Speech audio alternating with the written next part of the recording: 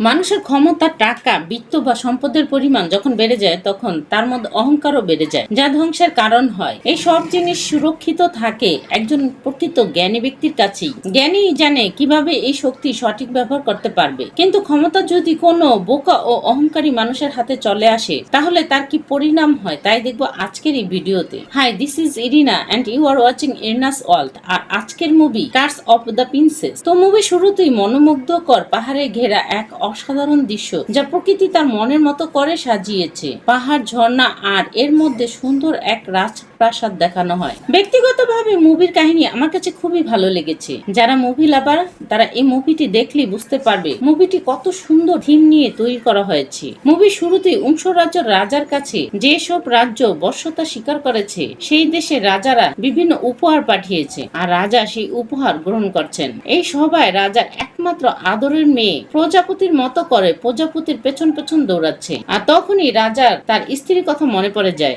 যে এই পৃথিবীতে আর বেঁচে নেই। আর এই আদরের রাজকুমারীর নাম টুরন্ড। টুরন্ডকে জন্ম দেওয়ার সময়ই তার মা মারা যায়। টুরন্ড দৌড়াতে দৌড়াতে মেঝেতে বিছানো মানচিত্রের একটি ফাঁকা জায়গায় পা আটকে পড়ে যায় আর কান্না করতে থাকে। রাজা মেয়েকে খুবই ভালোবাসে, তার চোখের পানি সহ্য করতে পারে না, তাই সেনাপতিকে জিজ্ঞাসা করে এই জায়গাটা ফাঁকা কেন। তখন সেনাপতি জানায় এটা মালভিয়া রাজ্য, এখানে লোক সংখ্যা খুবই কম। তখন মহারাজা নকশাটা পূরণ করার আদেশ দেন। অংশ রাজ্য সেনাপতি ছিল বয়ান। সে ছিল খুবই কপট প্রকৃতির লোক। মহলের সৈনিক এসে সেনাপতি বয়ানকে মালভিয়ায় যাওয়ার কথা বলে। মালভিয়া ছোট্ট এক রাজ্য ও সবুজ প্রকৃতিতে ঘেরা ও মায়াবী সৌন্দর্যের প্রতীক। এই মালভিয়া রাজ পরিবারের কাছে তিনটি দৈব শক্তির বালা আছে। একটি জ্ঞান, দ্বিতীয়টি সৌন্দর্য ও তৃতীয়টি শক্তির প্রতিনিধি। তাই তাদের পূর্বপুরুষেরা সাবধান করে গেছেন এই তিনটি বালা যদি একসাথে পড়া হয় তবে এর থেকে এক দৈব শক্তির জন্ম হবে, কিন্তু এর সাথে সাথে একটি অভিশাপও জাগ্রত হবে। সে সময়ে সে দেশের একমাত্র রাজকুমার কেলাকে তরোয়াল চালানো শিখাচ্ছিল তার গুরু জৌডা। তখনই আকাশে কালো ধোঁয়া ছড়িয়ে পড়ছিল,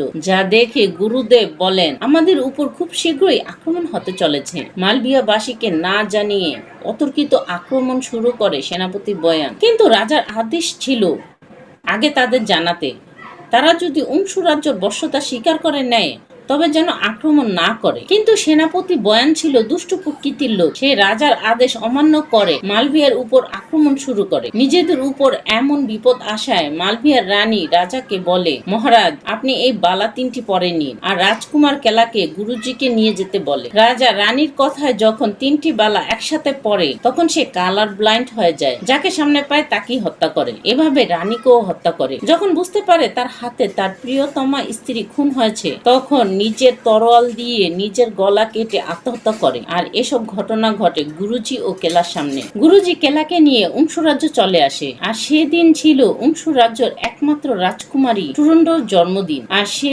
দিনেই রাজা মালভিয়া রাজ্য থেকে যে জিনিসপত্র নিয়ে এসেছিল তা রাজকুমারীর সামনে রাখে। রাজকুমারীও বিভিন্ন জিনিস যা তার পছন্দ হয় তা নেয়। এর মধ্যে ওই তিনটি বালাও ছিল যা রাজকুমারীর খুব পছন্দ হয়। সে পছন্দ করে দুটো বালা দুই হাতে পরে, তৃতীয়টি পরাতে যায় তার বাবাকে। রাজা তখনই তৃতীয় বালাটিও নিজ হাতে না পরে মেয়ের এক হাতে তিনটি বালা একসাথে পরিয়ে দেয়। কিছুক্ষণ পরই রাজকুমারীর হাতে ব্যথা হতে থাকে আর বালা তিনটি হাতের মাংসের মধ্যে ঢুকে রক্ত খায়। বালা তিনটি খোলার চেষ্টা করলে কোনো কাজই হয় না, আর রাজকুমারী কালার ব্লাইন্ড হয়ে যায়। কান্না করতে করতে সে অজ্ঞান হয়ে যায়। আর এদিকে গুরুজি ছিল অংশ রাজ্যের অধিবাসী। সে বাড়ি ফিরে আসলে জানতে পারে তার স্ত্রী আর বেঁচে নেই, কিন্তু তার একমাত্র মেয়ে লিউইয়ার ছিল। সে বাবাকে দেখে শুধু মায়ের কথাই বলতে থাকে। আর এদিকে রাজকুমারী টুরন্ডর এই অবস্থা কিভাবে সারবে তা পূজারী রাজাকে জানায়। সে স্বর্গ থেকে জেনে এসেছে টুরন্ড কিভাবে এই অভিশাপ থেকে মুক্তি পাবে। তখন পূজারী রাজাকে জানায় তিনটি বালাতেই ধাঁধা লুকানো আছে।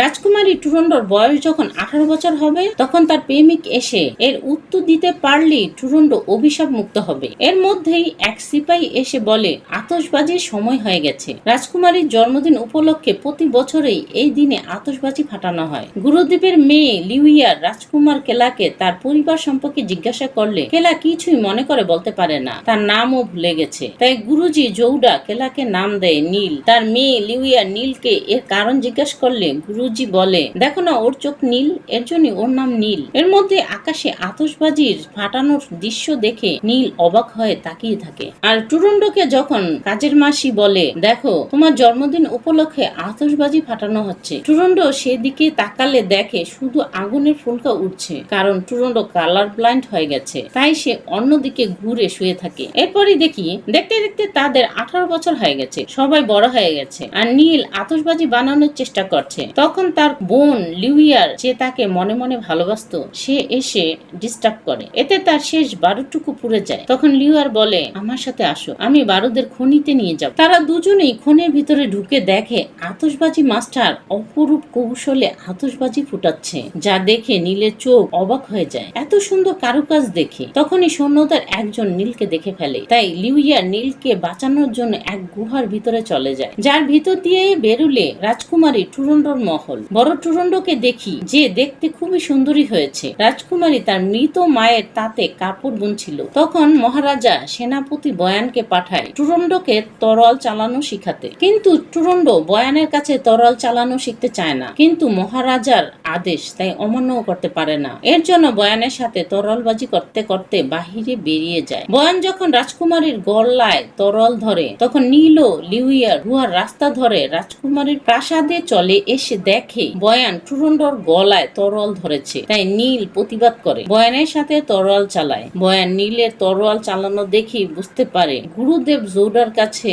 নীল এ শিক্ষা নিয়েছে। তখন বয়ান বলে, জৌডা তারও গুরু ছিল। সেনাপতি বয়ানের কাছে নীল হেরে গেলে সেনাপতি বয়ান যখন নীলকে আঘাত করতে যায়, তখন টুরুন্ডো এসে তার বালার হাত দিয়ে ঠেকালে তরালি ভেঙে যায়। এর জন্য বয়ান সৈন্যদের আদেশ দেয় বিনা অনুমতিতে প্রবেশ করায় মৃত্যুদণ্ড দিতে নীল আর লিউইয়ারকে। তখন টুরুন্ডো সেনাপতিকে বলে, ওরা আমার লোক। এর জন্য বয়ান আর টুরুন্ডোকে তরোয়াল চালানো শিখাতে চায় না, সে রাগ করে চলে যায়। টুরুন্ডো নীলকে বলে, তুমি আমাকে তরোয়াল চালানো শিখাবে। নীলও খুবই আগ্রহ নিয়ে টুরুন্ডোকে তরোয়াল চালানো শিখাতে থাকে। আমরা দেখি দুজনেই খুব আনন্দ সহকারে সময় পার করছিল। কথায় কথায় টুরুন্ডো নীলকে বলে সে কোনো রঙই দেখে না। তরোয়াল চালাতে চালাতে নীল যখন টুরুন্ডোর বালার হাতে স্পর্শ করে, তখন অতীতে ফিরে যায়। তাই নীল বলে, বালাগুলো খুবই শক্তিশালী। তখন টুরুন্ডো বলে, এগুলোকে আমি ঘৃণা করি। অন্যদিকে বয়ান দৈব শক্তির অধিকারী হওয়ার জন্য পূজারীকে দিয়ে কালো জাদুর পুকুর তৈরি করায়, কিন্তু তাতে কোনো কাজ হয় না। পূজারীকে জিজ্ঞাসা করলে সে বলে,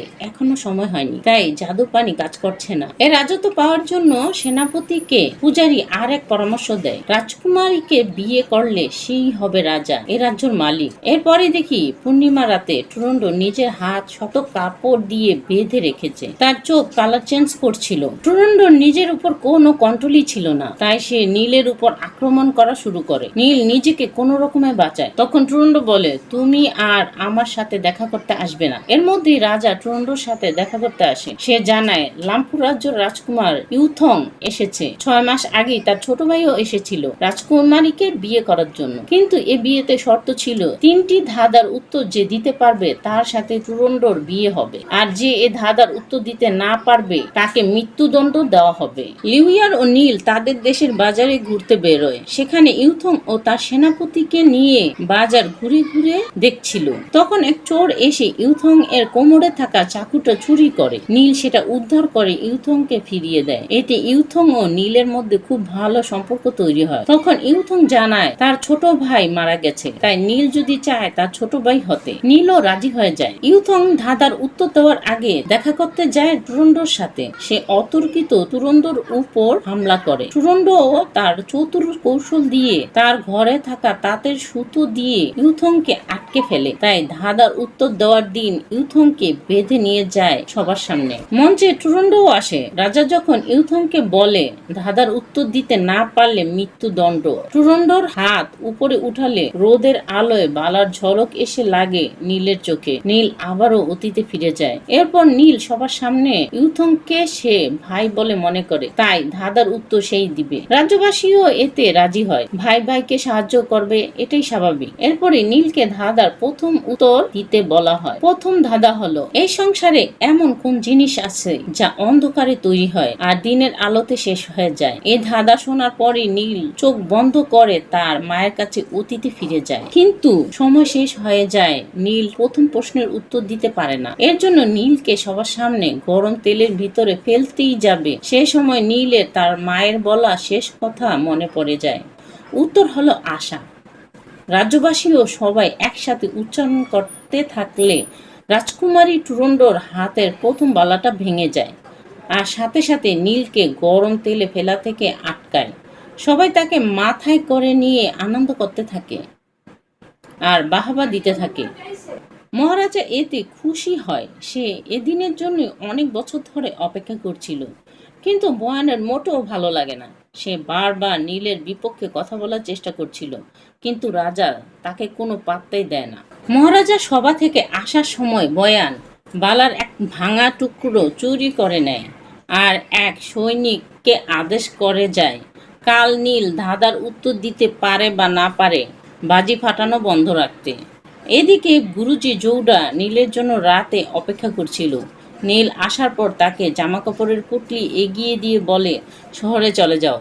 কিন্তু নীল পালিয়ে যেতে রাজি হয় না। নীল আরও বলে, বালা তিনটিকে এর আগেও মনে হয় আমি দেখেছি, আর পরের ধাঁধার উত্তরও আমি দিতে পারবো। নীলের কনফিডেন্স দেখে গুরুজিও রাজি হয়ে যায় উত্তর দেওয়ার মঞ্চে যেতে লিউয়ারকে নিয়ে। দ্বিতীয় দিন মঞ্চে সবার সামনে টুরন্ডো দ্বিতীয় ধাঁধাটি বলে। ধাঁধাটি হলো, এই জিনিস মহিলাদের সৌন্দর্য বৃদ্ধি করে আর পুরুষদের জন্য অশুভ হয়। এটা বরফে পরিণত হলে মহিলা ও পুরুষ উভয়েরই মৃত্যু হয়। এর মধ্যে প্রচণ্ড বৃষ্টি পড়া শুরু হয়। নীল আবারও ঘরের মধ্যে চলে যায় আর তার মা বাবার সাথে ঘটে যাওয়া সব কিছু স্পষ্টভাবে দেখতে থাকে, কিন্তু ধাঁধার উত্তর খুঁজে পায় না। টুরন্ডো নিজের মহলে গিয়ে হাত তরল দিয়ে কেটে ফেলতে চায়, কিন্তু উল্টো তরোয়ালই ভেঙে যায়। এরপরে নীলের শাস্তি শুরু করে দেয়। দ্বিতীয় প্রশ্নের উত্তর দিতে না পারলে শরীরকে 1000 টুকরোয় বিভক্ত করা হবে। নীলের শরীরের প্রথম টুকরো কাটা হয়, তখনও কিছুই মনে পড়ে না। যখন দ্বিতীয় টুকরো কাটে তখন নীল এ প্রশ্নের উত্তর দেয়। উত্তর হলো রক্ত। উত্তর বলার সাথে সাথেই দ্বিতীয় বালাটি ভেঙে যায়। টুরন্ডোর সিপাহী আতশবাজি ফাটানোর জন্য তীর নিক্ষেপ করলে বৃষ্টি হওয়ার কারণে তীরের আগুন নিভে যায় আর আতশবাজি ফাটিয়ে সংকেত দিতে না পারে। এর জন্য বয়ান কিছু লোকও পাঠিয়ে দেয় টুরন্ডোর মহলে। বয়ান উত্তর ভুল বলে নীলের শাস্তি চালিয়ে যেতে বলে। গুরুজি জৌডা এর প্রতিবাদ করলে বয়ান জৌডার সাথে তরলবাজি করতে থাকে। এই সাথে লিউয়ার ও সৈনিকদের সাথে মারামারি করতে থাকে। বয়ান তাড়াতাড়ি নীলকে হত্যা করার জন্য তরোয়াল ছুঁড়ে মারলে টুরন্ডো উড়ে এসে তরোয়াল ভেঙে ফেলে আর সবাইকে জানায় উত্তর সঠিক ছিল। গুরুজি নীলকে ওষুধ দিতে আসলে নীল বলে, আমার নাম কেলা। নীল আমার আসল নাম না। আমার বাবা মা রাজারানী ছিল, তারা মারা গেলে আপনি আমাকে বাঁচান। গুরুজিও বলে, তোমার সব কিছু মনে পড়ে গেছে। তখনই আবার বয়ানকে দেখি, সে নীল কোথা থেকে এসেছে নীলের পরিচয় জানার জন্য লোক লাগিয়েছে, কিন্তু সে লোকও নীলের বিষয় কিছুই বলতে পারে না। এরপরে দ্বিতীয় বালার এক টুকরো বয়ানকে দেয়, সেটা বয়ান তাকে আনতে বলেছিল। এরপরে নীল লিউয়ার ঘোড়ায় চড়ে অংশরাজ্য ত্যাগ করে মালভিয়ার দিকে রওনা দিলে বয়ানের সৈন্যরা এসে আক্রমণ করলে সেই সময় টুরন্ডো তার মহিলা সৈন্যদের নিয়ে আসলে টুরন্ডোকে দেখে বয়ানের সৈন্যরা পালিয়ে যায়। টুরন্ডো নীলকে দেশ ছাড়ার কারণ জিজ্ঞেস করে, কিন্তু নীল মনে করে তাদের দেশে আক্রমণ করে সব ধ্বংস করেছে টুরন্ডোর বাবা, তাই সে এ দেশ ছেড়ে চলে যেতে চেয়েছিল। কিন্তু টুরন্ডো বলে, তুমি আমাকে এই অভিশাপ থেকে মুক্ত না করে কোথাও যেতে পারবে না। যেতে হলে আমার সাথে যুদ্ধ করো। যুদ্ধে তুমি হেরে গেলে প্রশ্নের উত্তর দিয়ে যাবে। যুদ্ধের এক পর্যায়ে টুরন্ডো নীলকে অনুরোধ করে তাকে অভিশাপ থেকে বাঁচাতে। নীলেরও টুরন্ডোর কথায় মায়া লাগে। টুরন্ডো তৃতীয় ধাঁধাটি বলে। ধাঁধাটি হলো, এই জিনিসটা তোমাকে মুক্তি দিতে পারে, ঠিক সেভাবে তোমাকে গোলাম বানাতে পারে, কিন্তু যতই গলে যাক না কেন বদলাতে বেশি শীতলতা পাবে। উত্তর দিতে বলে। নীলও উত্তর দেয়, এটার উত্তর হলো নারী।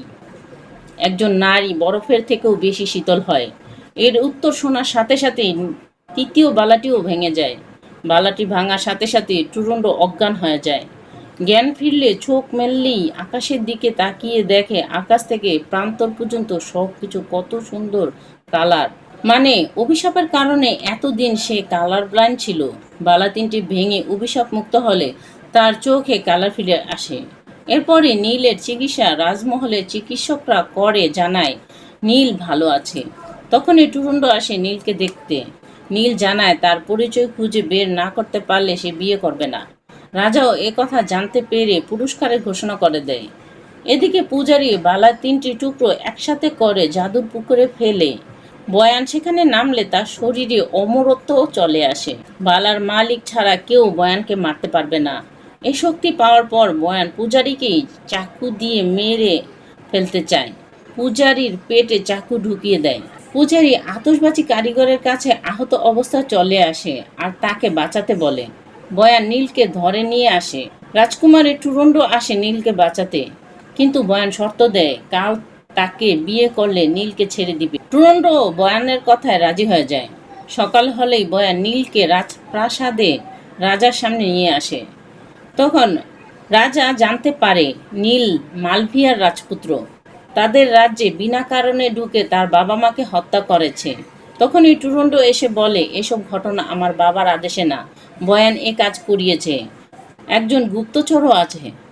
তখনই পূজারীকে সামনে নিয়ে আসে। পূজারীও নীলকে সব সত্য কথা বলে। সেই দিন রাজার হুকুম অমান্য করে বয়ানই এ কাজ করেছে। এরপরই বয়ানের হুকুমে সৈন্যরা রাজার লোকদের উপর আক্রমণ করে, কিন্তু বয়ানের সাথে কেউই পারে না।